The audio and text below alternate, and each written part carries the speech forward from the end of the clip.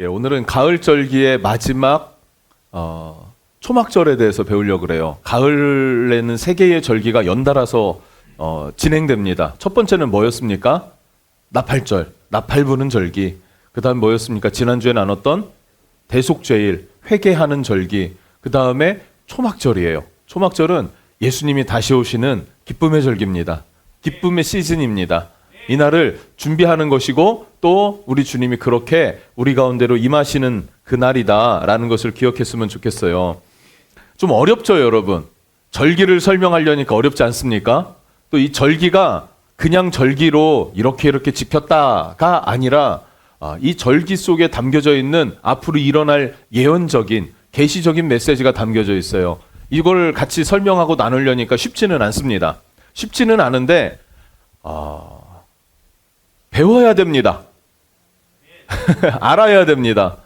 이단이 판치고 있어요.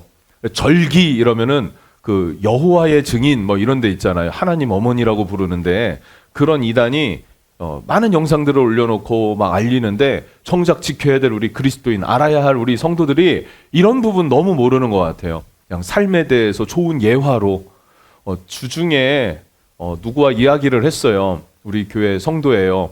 그런데 예배를 드리는데 여기서 예배 드리진 못하고 있고 재경이가 솔리스트를 하고 있어요. 서울의 어느 교회에서. 근데 이야기 예배 잘 드리고 있니? 이런저런 얘기를 하니까 근데 목사님 재경이 이제 여기서만 신앙생활을 했으니까 성도들이요, 어른들이 은혜 받았다고 하는 게 뭔가 마음에 공감이 되고 위로가 되면은 은혜 받았다고 하는 것 같고 하나님의 어떤 것이 아니더라도 그냥 감동되는 어떤 것들이 있잖아요. 스토리나 그런 것들에 은혜 받았다고 하는 것 같아요. 이렇게 얘기를 하더라고요. 많은 사람들이 그런 흐름으로 가고 있어요. 저는 그러고 싶은 생각은 별로 없습니다. 근데 너무 어려워만 하면은 참 어떻게 설교해야 될지 참 난감할 때가 있어요. 어려운 게 아니에요. 알아야 될 거고 배워야 될 거고 정말 잘 이해를 안 되면은 노트를 준비해서 쓰시면은 훨씬 이해가 수월합니다.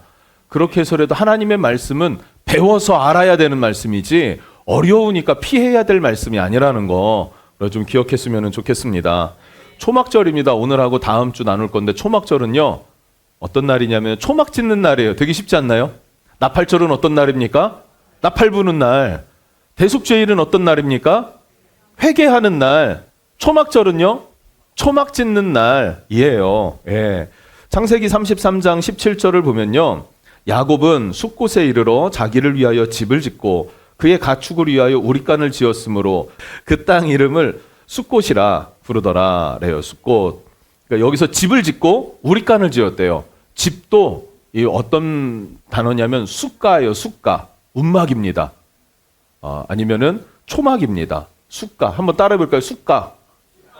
이게 집이에요. 그리고 우릿간을 지었대요. 우릿간. 우리에는 누가 삽니까? 소나 양이나 뭐 가축이 살잖아요. 이 우릿간을 뭐라고 부르냐면 숫가예요. 따라해 볼까요? 숫가. 숫가. 예, 숫가예요. 이 숫가는 운막을 말해요. 그러니까 사람이 사는 집도 운막이고 짐승의 집도 짐승의 그 우릿간도 운막이에요. 그냥 지금으로 말하면. 근데 운막인데 이 숫가가 모여서 복수가 되면은 숫곳이에요. 숫곳. 그러니까 숫곳이라고 불렀어요. 저기 그 운막촌 이렇게 부른 거예요. 야곱이 거처에 이렇게 살았던 그 땅을 향하여서 어디 앞에 살았대요? 어디다 진을 쳤다 그럽니까? 숫곳. 그러니까 숫곳이라고 불렀는데 여기가 없군요. 예, 여기가 그 세겜성 앞에예요. 세겜성 앞에 숫곳에 진을 쳤더라. 그러니까 이 숫곳은 세겜성이랑 가까운 그냥 들판인데 거기에 운막을 짓고 사니까 운막촌이 돼버린 거예요. 우리 말로 하면 뭐 판자촌 이렇게 부르는 거 있죠. 그런 의미입니다. 그럼 왜 야곱은 판자촌, 운막 이런 데서 살았을까요? 왜 그런 데서 살았을까요? 자, 의문점 하나를 갖고 자, 그럼 믿음의 조상 아브라함은 어디서 살았나를 보면 창세기 13장 18절입니다. 같이 한번 읽어볼까요? 시작. 이에 아브람이 장막을 옮겨 헤브론에 있는 마므레 상수리 수풀에 이르러 거주하며 거기서 여호와를 위하여 제단을 쌓았더라. 아멘. 아브라함이 장막을 옮겨 헤브론으로 이사를 갔습니다. 마물의 상수리나무 숲풀에 거하게 됐는데 거기에 뭐를 짓고 살았다? 장막을 쳤대요. 장막이 숫가예요, 숫가. 그러니까 장막, 움막 뭐 이게 다 같은 의미입니다. 그렇죠? 그러니까 아브라함도 어디서 살았다? 그냥 텐트 치고 살았다. 야곱도 어디에 살았다? 그냥 텐트 치고 살았다. 이렇게 얘기를 합니다. 유목민족이니까 그랬어. 그냥 뭐 그렇게 치부할 수도 있는데 이들의 가치관은 어디에 있냐? 이게 중요해요. 아브라함, 야곱 이들의 가치관은 어디에 있냐면 하나님 나라에 있습니다. 이 땅은 영원하지 않기 때문에. 그러니까 이 땅은 무엇과 같다는 거예요? 장막과 같다. 움막과 같다. 이런 의미예요. 움막과 같다. 아브라함이 장막을 친 이유가 뭡니까? 움막에 숫가에서 산 이유가 뭡니까? 그것은 여호와께 제단을 쌓기 위해서, 약속의 땅에 머물기 위해서 그곳에 장막을 치고 살았다. 하나님을 예배하기 위해서는요, 대가지불이 필요합니다. 아무나 하나님을 예배합니까? 성도만, 믿음의 사람만 예배할 수 있는 거예요. 주의를 지킨다는 것은요, 종교적으로 왔어, 안 왔어, 이게 아니라 주의를 거룩하게 기억하여 지킨다는 것, 그 사실은 하나님을 믿는다는 우리의 순종이 따라오는 거예요. 그래서 주일이 지켜지는 거지. 주일을 안 지키면 여러분 지금까지도 잘 수 있는 여러분들 아닙니까? 그렇죠? 그리고 쉬는 날이니까 그냥 주일이 아니라면 잘 만큼 자고 이제 12시가 다 돼가니까 이제 눈 비비고 일어나서 밥 먹으러 나갈까? 그럼 좀 근처 가가지고 뭐 맛있는 거 먹고 또 날씨가 좋잖아요. 그러니까 뭐 이렇게 산 같은데 산보할 수 있는데 가갖고 보문산 같은데 가가지고 뭐 카페도 가고 뭐 이렇게 쉴 수 있는 그런 선택권이 우리에게 있습니다. 그럼 여유롭고 좋아요. 그런데 나의 쉼과 나의 여유를 포기하고 주의를 지켜서 하나님께로 나아왔다는 것은 우리의 가치관, 우리의 믿음에 대한 표현이에요. 우리는 이 땅에 살지만 이 땅에 사는 내 삶은 장막에 머무는 것과 같고 임시거처와 같습니다. 임시거처와 같습니다. 내 집은 어디에 있습니까? 영원한 하나님 나라에 있습니다라는 믿음의 고백이 있다는 거예요. 그래서 아브라함은 히브리서에 보면요, 하나님께서 나를 위하여 한 성을 예비하셨다라고 생각하고 있었고 그 한 성을 바라며라 그래요. 한 성을 기대했대요. 성. 이 땅에서 성에서 사는 걸 포기했어요. 조카 롯은 소돔이라도 성으로 들어가고 소돔이 멸망할 때는 소할 성, 작은 성이 소할 작다는 의미인데 작더라도 난 성에 들어가 살겠다 이거예요. 여러분 이 땅에서는요, 나는 죽어도 그랜전 타야 돼 뭐 이렇게 고집할 수 있겠죠. 그렇죠?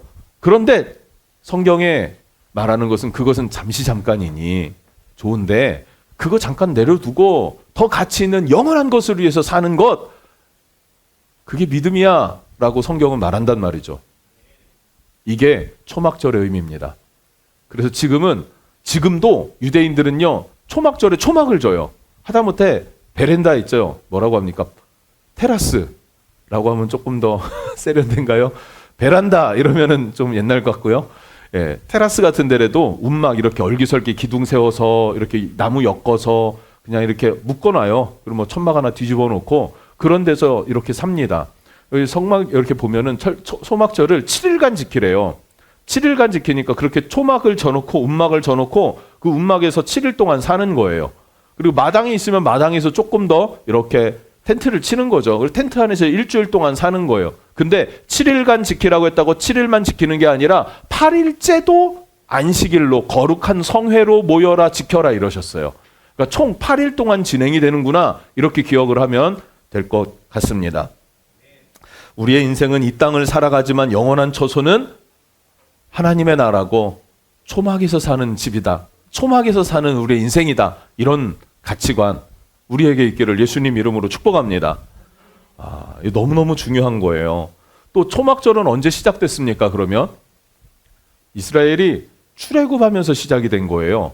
광야에 거할 때 너희가 초막에 머물렀음이라. 숫가에 머물렀음이라. 숫가 텐트 치고 살았다 이거예요. 그래서 그것들이 모여서 숫꽃. 그래서 초막절은 숫꽃입니다. 숫꽃. 광야. 그러니까 초막절 의미 세 가지가 있는데 이걸 먼저 좀 말씀드리고 하나씩 설명해 나가면 좋을 것 같아요. 첫 번째는요. 너희는 광야에서 초막을 치고 살았었다.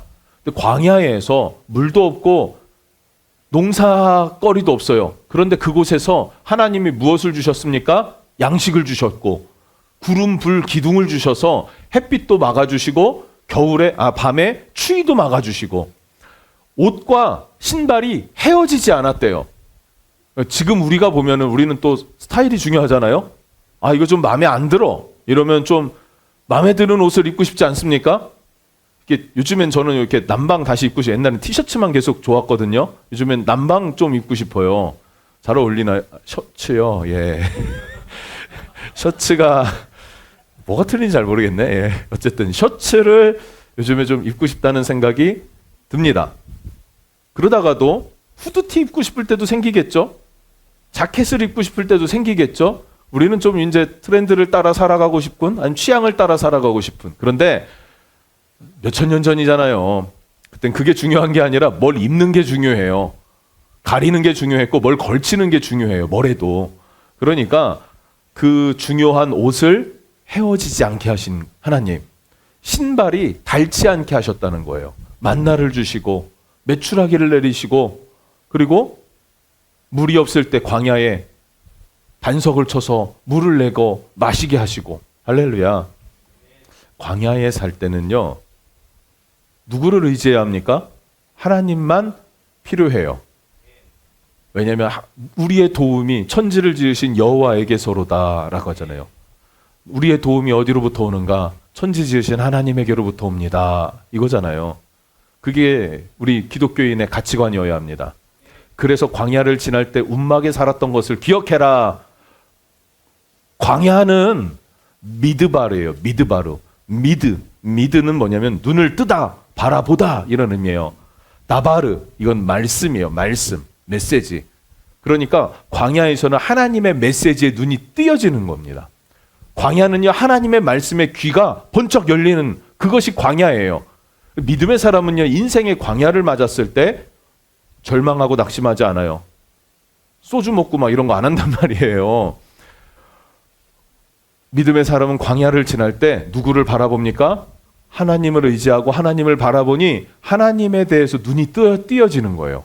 하나님이 살아계셨지. 하나님이 역사하셨지. 하나님이 도우신다. 지금은 홀로 걷는 길 같고 홀로 씨름하는 것 같지만 광야는 어떻습니까? 메마른 땅이잖아요. 그늘이 있나요? 그늘도 없어요. 물이 있나요? 없어요. 낮에는 말라 죽어요. 밤에는요 추워 죽어요.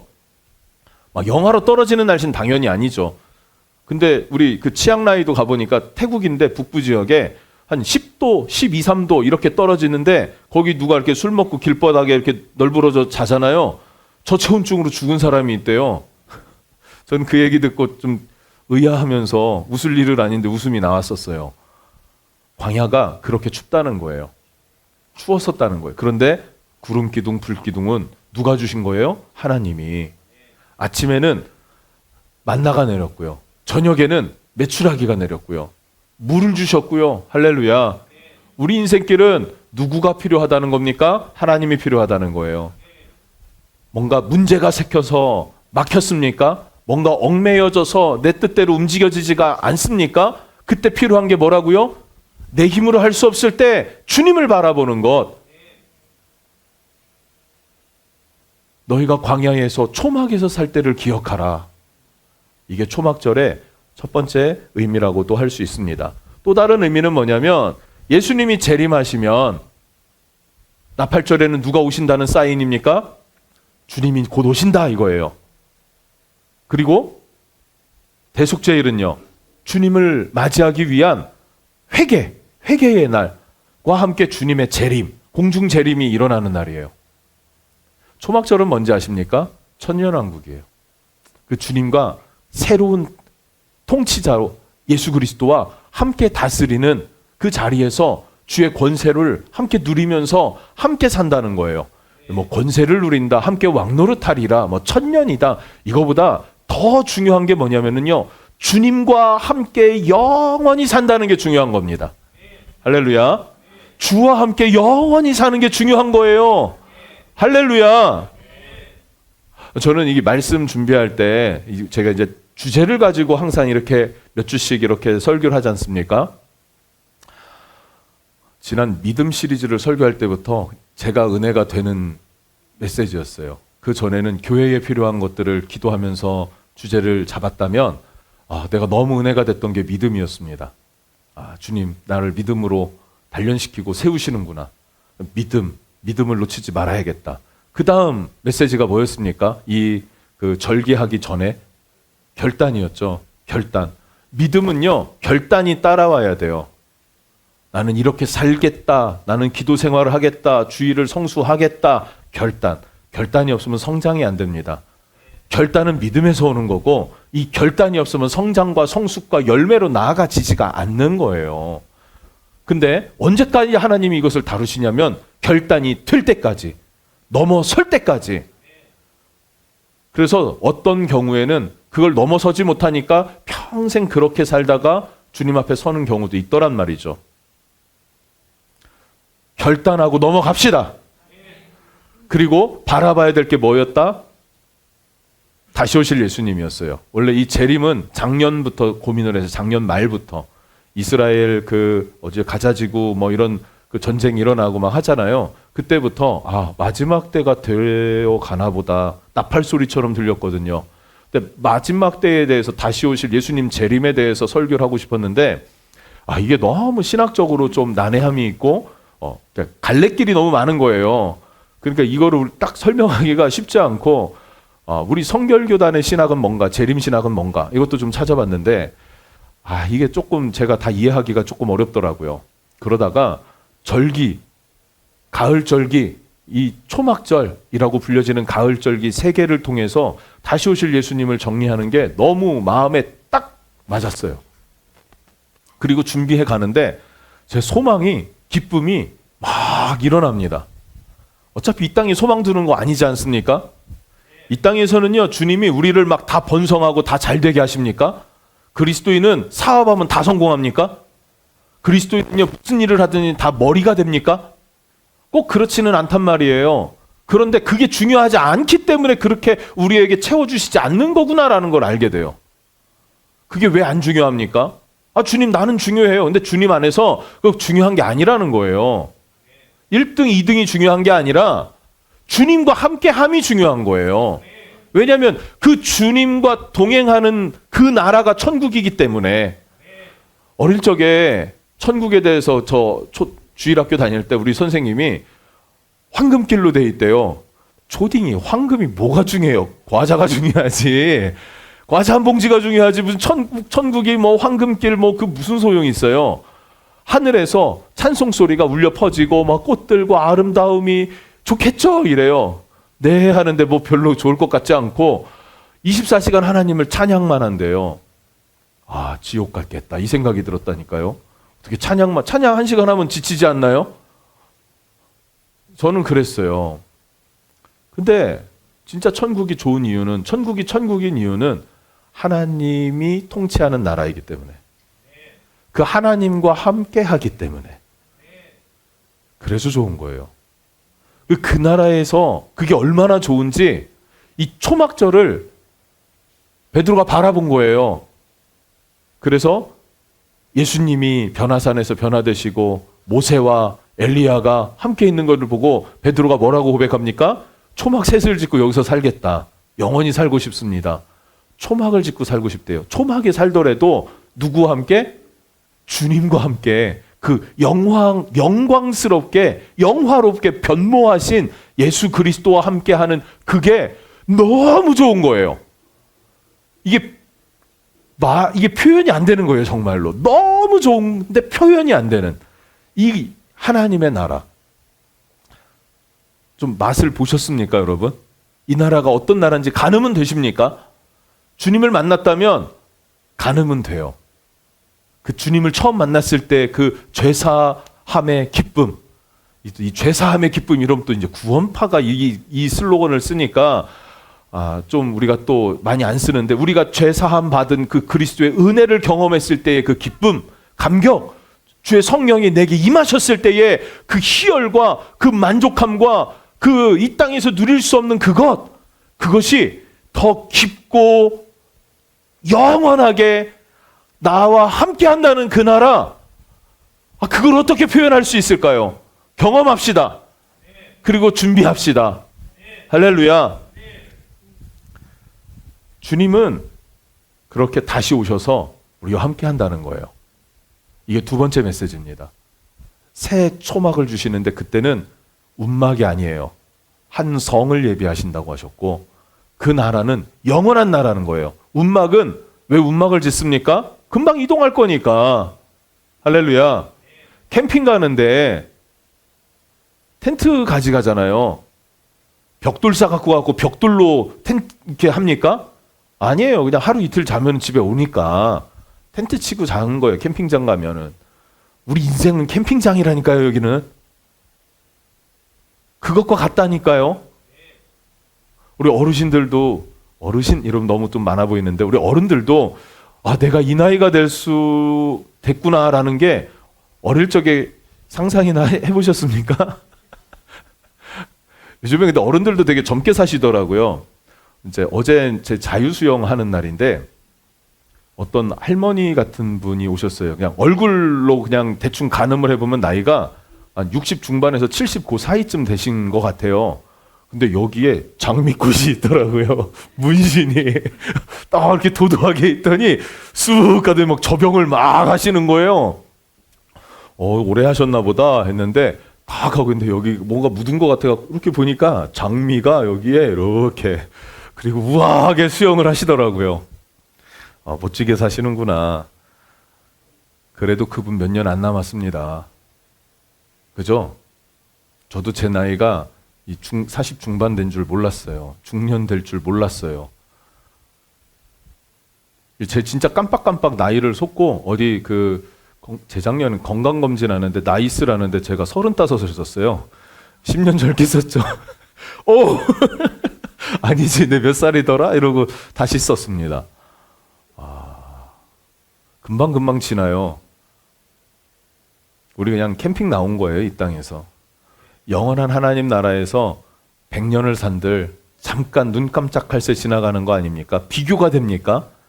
근데 이 잠깐 캠핑장에 올인하실 거예요? 아니면 내 본 집에 올인하실 거예요? 이게 지혜라고 성경은 얘기를 하잖아요, 예수님이. 그래서 예수님이 오시는 절기가 초막절입니다.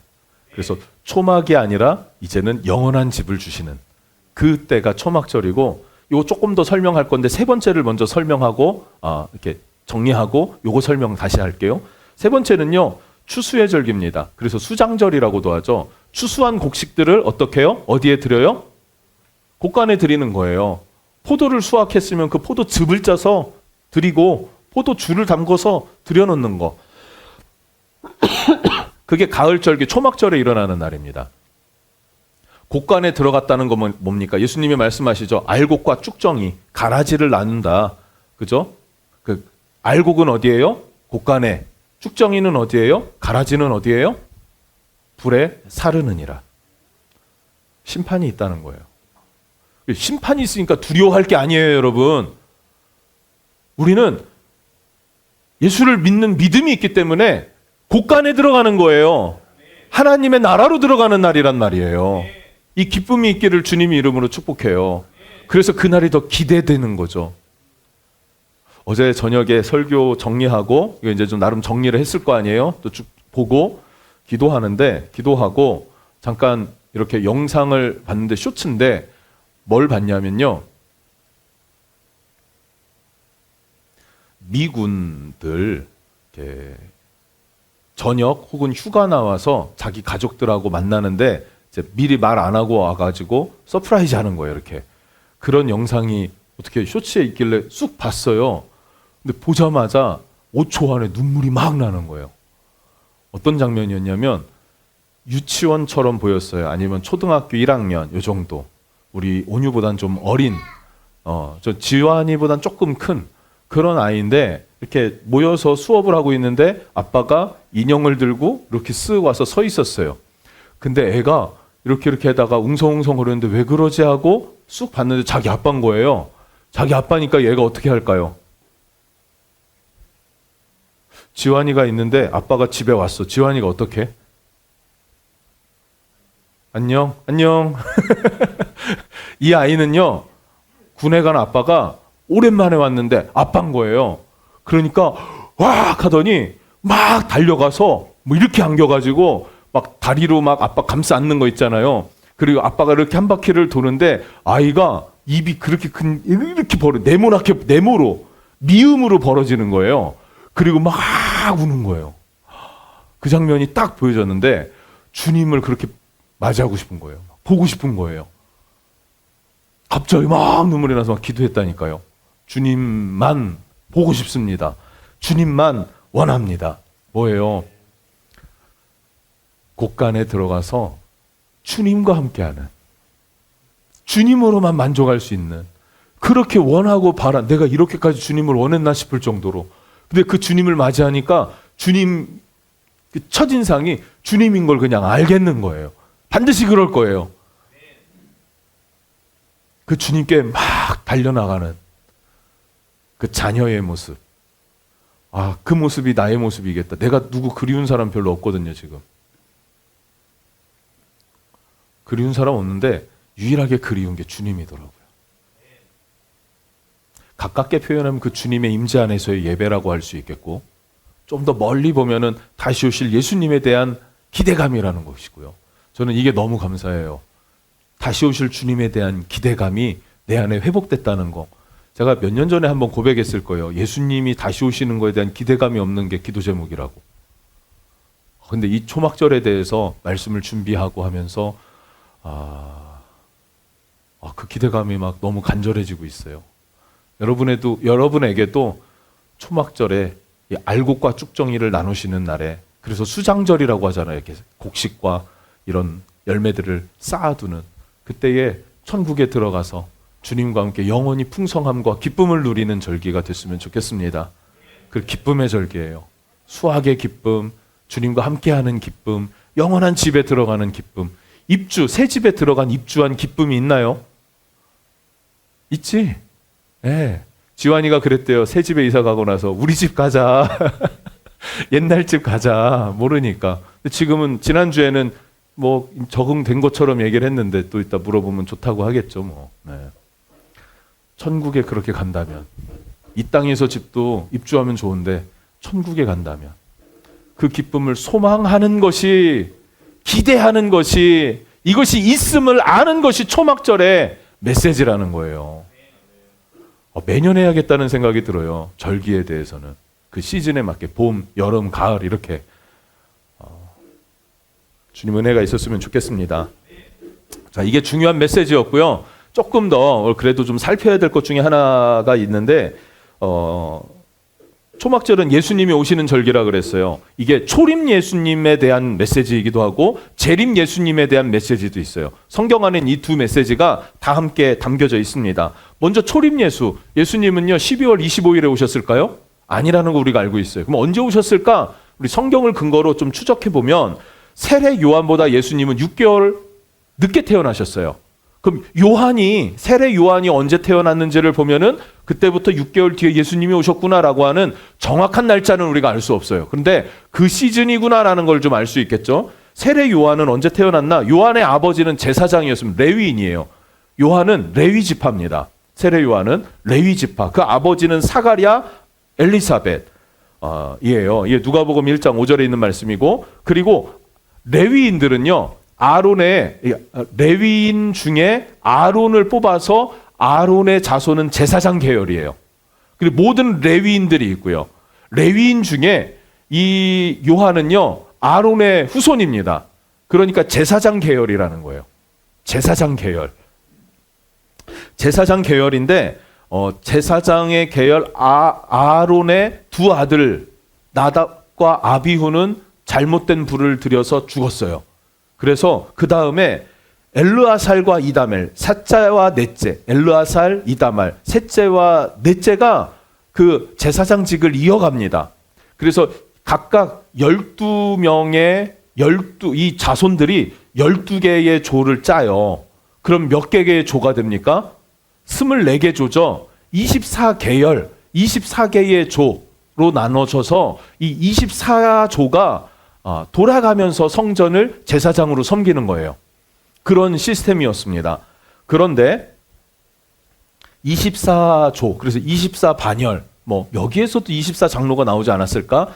유추를 해보는 건데 역대상 24장 7절부터 10절에서 이것을 말하면서 24장 10절을 보면 7째는 학고스요 8째는 아비야요래요. 아비야. 요한의 아버지 사가랴는 아비야 계열이에요. 아비야 조. 아비야 조는 몇 번째 조예요? 8조예요. 8조. 8조 아비야. 아비야의 후손이 요한 아버지 스가랴. 이해가 되시나요? 자, 24개 조로 나누는데 8번째 8조에 요한의 아버지가 속했다. 그 8조가 성전을 섬기고 돌아오는 그 계절이 언제냐면요. 오순절이에요. 절기로. 8조가 성전을 섬기고 돌아오는 게 오순절이에요. 오순절. 오순절은 언제입니까? 늦은 봄, 초여름. 우리로 하면 뭐 6월? 초? 5월 말? 뭐 이때쯤이면 이제 봄이라고 하긴 너무 덥고 여름이라고 하긴 아직 이르고 약간 이런 시즌이 오순절이거든요. 이제 그때 돌아와서 요한을 가져요. 그럼 요한이 10개월 후에 태어나죠.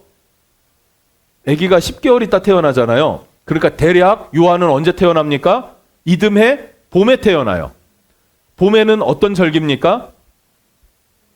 6월절이죠. 6월절. 그죠? 오순절. 맥추절이라 불리는 이 오순절에 맥추는 이 두 가지 이름이 있어요, 이게. 그러니까 이제 오순절에 여름 직전 초여름에 아기를 가졌더니 그 다음에 봄에 태어났더라. 이렇게 보면 되잖아요. 쉽게. 그럼 봄에 세례 요한이 태어났고 세례 요한보다 6개월 늦게 누가 태어났다? 예수님이 오셨다. 그러니까 예수님은 언제 오신 거예요? 가을 시즌에 오신 거예요. 그러니까 분명한 건 겨울은 일단 아닙니다. 그리고 목동들이 겨울에는 없어요. 양들을 다 우리에 몰아넣어요. 예, 그리고 목동들이 없습니다. 가을 시즌에 태어났다. 이 초막절이다라고 못 박을 수는 없지만 이 가을 시즌에 예수님이 태어나셨다. 이 정도는 알 수 있죠. 그리고 아우구스토 황제가 성경을 보면은 예수님 기록을 살폈을 때 아우구스토 황제가 즉위한 다음에 호적을 명령했어요. 자, 호적하러 그러면은 예루살렘으로 가야 되는데 당시에 예루살렘 왔다 갔다 하는 게 그렇게 쉽지가 않잖아요. 그러니까 절기에 맞춰서 예루살렘으로 올라가고 그 절기에 맞춰서 호적 신고를 하고 절기를 지키고 내려왔겠죠. 당연히.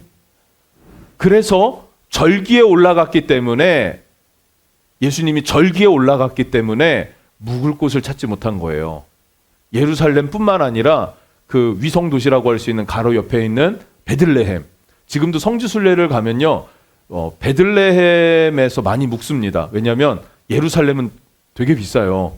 근데 조금만 나가면 1시간만 차 타고 나가면 베들레헴은 훨씬 싸요. 호텔비가 뭐 반값 정도 되나 봐요. 그러니까 그런데 옛날이나 지금이나 절기 때는 사람이 꽉 찹니다. 예루살렘에 방을 얻을 수가 없고요. 베들레헴도 방을 얻을 수가 없어요. 예수님 어디서 태어나셨습니까? 베들레헴. 그래서 묵을 곳을 찾지 못해서 말구유에서 태어나셨더라. 그러니까 가을 시즌에 태어났는데 어느 때 태어나신 걸 알 수 있어요? 절기에 맞춰 태어나셨구나. 묵을 곳이 없다니까. 지금도 베들레헴에 100불짜리 방이 절기가 되면요 300불에서 500불까지 된대요. 엄청나죠? 그래도 방 구하기가 어렵다고도 합니다. 그러니까 옛날이나 지금이나 똑같다는 거죠. 유대인들은 참 그런 게 신기해요. 지금도요, 뭐 대속죄일 지난주 했잖아요. 대속죄일은요, 길가에 차가 안 다녀요. 비행기도 안 뜬다는 거 아십니까? 그 공항에 비행기가 안 떠요, 대속죄일은요. 가장 큰 절기로 지키기 때문에. 그때 이제 그 중동 전쟁이 일어나고 막 했었던 뭐 그런 게 있었고요. 어쨌든 그렇습니다. 그 정도로 그들은 지금까지 그걸 지키고 있더라. 과거에는 얼마나 더 격하게 그걸 정확하게 지켰겠어요. 그러니까 예수님이 가을에 태어나셨는데 언제 태어나셨다? 절기에 태어나셨구나라는 것을 유추해 볼 수 있어요. 정확하게 초막절이다 이렇게 못 박을 수는 없어도 그때쯤 태어나셨다. 뭘 말하고 싶은 거냐면 예수님이 오시는 절기다. 이거 설명하는 겁니다. 또 중요한 게 있는데 누가복음 2장 12절을 보면 너희가 가서 강보에 쌓여 구유에 누워있는 아기를 보리니 이것이 너희에게 표적이라 라고 말씀하세요. 아기가 태어나면 강보에 쌉니다. 당연하죠. 그리고 누일 곳이 없어가지고 구유에 누일 수밖에 없었던 것은 그냥 상황적인 거예요. 뭐 이상한 게 없죠. 그 상황에선 그럴 수밖에 없었으니까. 근데 이게 하나님 뭐라고 말씀하시냐면 너희에게 표적이다. 이게 왜 표적이 될까요? 이게 왜 표적이 될까요? 베들레헴에서 양치는 사람들은요 레위인이었어요. 왜냐하면 레위인들이 베들레헴 목초지 있잖아요. 이렇게 이 베들레헴이 보아스, 룻과 보아스, 그 보아스가 농사짓는 그곳이 이거예요. 이 베들레헴이에요. 그리고 이 베들레헴에서 누가 태어날 것이다? 예수 그리스도께서 태어나실 것이다. 미가서 5장 2절에 보면 베들레헴 에브라다야 너는 유다 족속 중에 작을지라도 이스라엘을 다스릴 자가 내게로 나올 것이라. 그는 근본은 상고의 영원에 있느니라. 뭐 이렇게 얘기를 하잖아요. 메시아에 대해서 예언한 것도 베들레헴. 근데 예루살렘에 묵을 곳이 없었고 베들레헴까지 왔는데 묵을 곳이 없어서 구유에 아기를 뉘었는데 이것이 표징이 된 이유가 뭐냐면 목동들이 와갖고 절하고 엎드렸잖아요. 그 목동들이 누구라고요? 제사를 드릴 양들을 이 풀밭에서 기르는 거예요. 레위인들이었다는 거예요. 새끼가 태어나면 어떻게 하냐면요. 이 새끼 양을 강보에 쌓아서 제사장에게 갖고 갑니다. 그럼 제사장은 어떻게 합니까? 이 양이 흠이 있는지 없는지를 점검해요. 새끼 양을. 그래서 흠이 없으면 따로 구별해서 하나님 앞에 드릴 제물로 기르고 흠이 있는 양이면 어때요? 이제 우리 그 가축으로 기르는 거죠. 근데 예수님이 그렇게 흠없는 하나님의 어린 양으로 우리에게 오셔서 강보에 쌓여 누이셨다. 어디에요? 말구유에. 그 하나님 앞에 드려야 될 제물이 있는 그곳에 누이셨다. 이것이 우리에게 표징이다. 예수님은 우리를 위해서 우리 죄를 사하기 위해서 우리를 찾아오신 하나님의 어린 양이라는 것입니다. 우리를 구원하시는 예수 그리스도. 그래서 그 예수님이 찾아오신 그 절기, 그 시즌, 그래서 기쁨의 절기가 초막절입니다. 기쁨의 절기. 메시아가 오시는 절기. 추수에 기쁨이 있는 절기. 또한 성전이 완성된 절기가 초막절이에요. 모세 시대 때 초막을 지었죠. 성막을 지었어요. 서막, 타버너클이라고 하는 그 성막을 졌는데 이것도 숫가예요. 숫가의 한 부분입니다. 천막이잖아요. 그러니까 그냥 다 숫가예요. 운막과 같은 거예요. 여호와의 그 성막, 모세의 성막도 조금 더 공교하게 지었지만, 예. 근데 이것이 완성된 게 출애굽기 10장 17절을 보면요. 첫 초막절인데 둘째 해 첫째 달 곧 그 달 초하루에 성막을 세우니라. 초막절에 세웠다는 거예요. 새해가 시작되는 날, 예, 이때 나는 거예요. 그 역대하 5장 1절부터 4절을 보면요. 솔로몬이 성전을 짓고 완공한 다음에 다윗성에 있었던 법궤를 제사장이 메어서 솔로몬 성전으로 옮긴 날이 초막절입니다. 초막절이에요. 그래서 이 초막절에는요, 시편 노래를 하는데 특별히 118편 노래를 해요. 이 118편 노래는 뭐냐면은 하나님께서 스스로 성전에 들어가시는 그런 영적인 것을 바라보고 노래하는 절기가 바로 노래하는 시가 시편 118편이에요. 이 노래를 한다는 이유는 뭐냐면요. 지금까지 한 말이 결론이 뭐냐면 왜 이런 말을 드리는 거냐면 성전과 초막과 이것에 누가 임재하세요? 하나님이 임재하시듯이 예수 그리스도 메시아가 우리를 찾아오시는 절기가 언제다? 초막절이라는 거예요. 초막절. 그러니 중요하지 않을 수가 없다. 그 초막절에는 어떻게 해요? 성전으로 영원한 집으로 들어가는 날이다 라는 것 또한 기억했으면 좋겠습니다. 빈들에서 장막을 치고 살았던 아브라함, 숫꽃, 야곱이 그냥 움막을 짓고 살았어요. 이유가 뭐라고요? 영원한 집을 바라봤기 때문에 이 땅에서는 하나님과 동행하는 것, 하나님을 의지하는 것, 그게 최선이었어요. 그것을 기억하라. 기억하는 절기가 초막절입니다. 우리 주님 다시 오실 날 여러분 준비하실 수 있기를 주님의 이름으로 축복합니다. 아브라함이 빈들에서 살 만큼 사모했던 하나님의 나라, 그 나라가 곧 올 것입니다. 베드로가 초막을 짓고 이곳에서 살기를 원합니다라고 했던 그 너무너무 좋아가지고 고백했던 그 베드로의 그 체험, 그것이 실제가 되는 나라, 그것이 하나님의 나라고 곧 우리에게 임할 나라입니다. 이것을 소망하는 절기가 초막절이라는 사실을 기억하시고 준비하는 여러분 되시기를 축복합니다.